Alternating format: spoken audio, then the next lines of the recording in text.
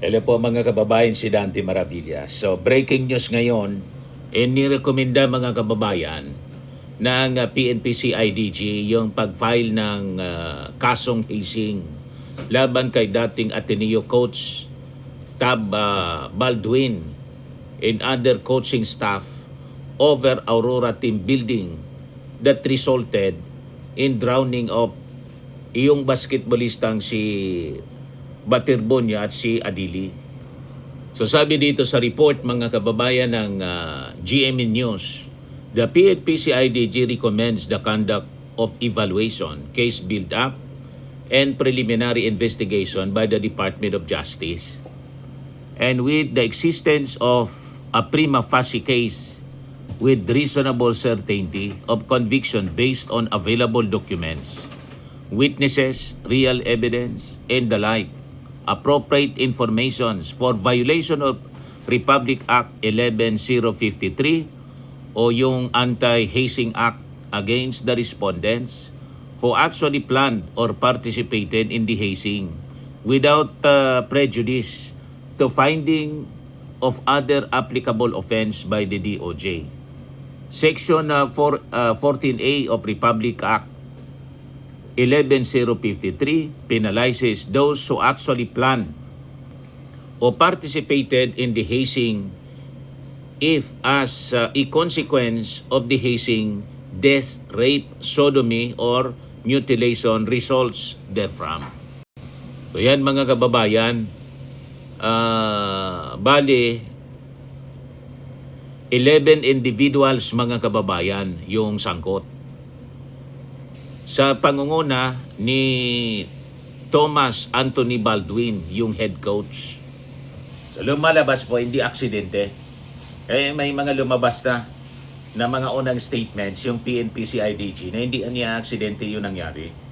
So ito ngayon ang latest development, breaking news mga kababayan. Ngayon, nagpa-press con si DILG Secretary John V. Crimolia in relation dito po sa naging recommendation ng PNP-CIDG. Pakinggan natin. The Act of 2018 ay revised na po yan sa dating batas. Ang dati pong iniisip natin, ang hazing ay initiations lamang. Ngunit dito, ang team building at training ay nag-crossover papunta sa hazing. Hindi po to, ang hazing po, iniulit ko po, ang hazing po ay hindi initiations lamang. Ang dating concept natin ay nagpapaddle, ang dating concept natin ay hinihiya, ang dating concept natin ay pinapahirapan.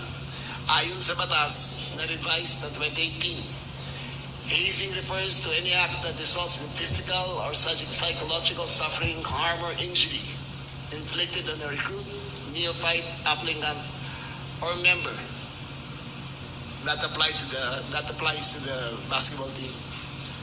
As a prerequisite for admission or requirement or continuing membership in an organization. Kasama dito ang forced calisthenics at saka exposure to weather or other brutal treatment, forced physical activity which is likely to adversely affect the physical and psychological health of such recruit. Next. Elements of hazing as according to the amended law. Number 1, physical or psychological suffering. Number 2, as a prerequisite for admission or requirement for continuing membership. Anti-hazing. Pero hindi dyan nakatuon yung ating topic mga kababayan sa issue kay Batirbonia, kundi yung panggagamit sa isyong ito mga kababayan ng dalawang DDS lawyers. Ginawang salbabida ang isyu ng pagkamatay ni Batirbonia. Ito ngayon ang usap-usapan sa social media mga kababayan.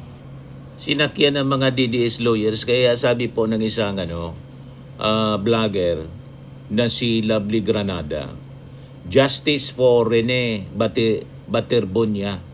To the grieving family, please get better lawyers, not Bondok who believes lawyers can serve warrants, not Forturion who defends a child, a molester, and a trafficker. Do not let your pain be somebody else's spotlight.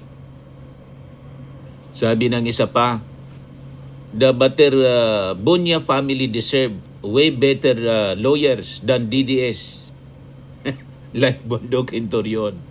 Were only in it for the optics and to manipulate the narrative in the Duterte's camp's favor. Nag-volunteer po na maging abogado. Sumakay niya Mr. Maravillas kasi sikat na, no? Sikat na kwento. Di ba? Kahit po yung Agusan Governor nag-deny na kinuha nila itong si Torion at saka si Jimmy Bundok. Yan. Agusan del Sur Governor Santiago Cani Jr. has denied claims that he designated lawyers Jimmy Bundok and Israelito Torion to represent the family of the late basketball prospect Rene Bobet Baterbonia, saying the lawyers merely offered to provide legal assistance should the family decide to pursue legal action. The clarification came after a viral social media post and media reports quoted Baterbonia's mother, Rovelyn Baterbonia, as saying that Kane was one who assigned Bundok in Torion as the family's lawyers following her son's death. Diniso ng gobernador. Nakalata siguro. Niya i-charge pa sa kanya. Ano ba? Yung reading po ng mga netizen, sumasakay itong si Atty. Jimmy Bundok saka si Torion. Sumasakay kasi sikat yung issue. Yes, sabi dito sa report ng Rappler, decoded in Ateneo drowning incident, Duterte camp reinforces Luzon, Mindanao divide. Sabi dyan, online networks of the Duterte base were quick to ride on the public raids over Ateneo de Manila University's delayed reactions and piecemeal information in the aftermath of the death of its basketball players, Rene Bartibonia and Divine Adili. Nahalata yung intensyon, mga kababayan. Sinakyan sa politika, mga kababayan. Yung sabi dito sa report ng Rappler, public Facebook post about the death surfaced various pro-Duterte pages calling out Ateneo for failing the Mindanaoan Baterbonia according to an analyst of data forensics group, the NERV. Sinakyan ng mga DDS para i-distract yung mga tao sa issue ng impeachment. Kung ano-ano na lang po ang sinasakyan ng kampo ng mga Duterte para mapagtakpan yung impeachment trial. In-exploit. Pati yung kamatayan ng dalawang basketballista, mga kababayan, ginamit nila. Yan ang lumalabas dito sa kwento. Naalata ng mga netizens. So sabi dito, this Luzon Mindanao divide was prominent in the populist campaign of Rodrigo Duterte during the 2016 presidential election, which sought to sow a rift between the elite Tagalog-speaking community and the Bisaya-speaking regions. Duterte, who speaks Bisaya, is the first president from Mindanao.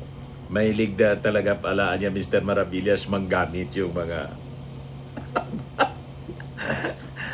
naalata, mga kababayan ng mga netizens. Sa tingin, mga kababayan ng mga netizens, ginagamit ng kampo ni Sara Duterte sa pamamagitan nitong dalawang abogado na sumakay sa issue para buhayin po yung naratibo ng Luzon versus Mindanao o ang elite versus mahirap. So gusto nila niyang palabasin, sabi ng mga netizens, na pinabayaan ng mga taga Maynila ang isang Mindanaon na tulad po ng basketballistang si Baterbonia. Sa ganitong paraan, makakakuha sila ng simpatya o awa mula sa masa para kay Sara Duterte. Habang nababawasan yung galit ng tao sa impeachment. Nagets na ninyo yung agenda? Inaalata ng ating mga mamamayang Filipino. Sumasakayan niya itong dalawang abogado para sumikat sila. Kung ano yung mga popular na mga isyo, sinasakyan nila. Bida-bida. Dinisown ng gobernador ng Agosa. Nalata yung peking malasakit. Nalata ng mga netizen.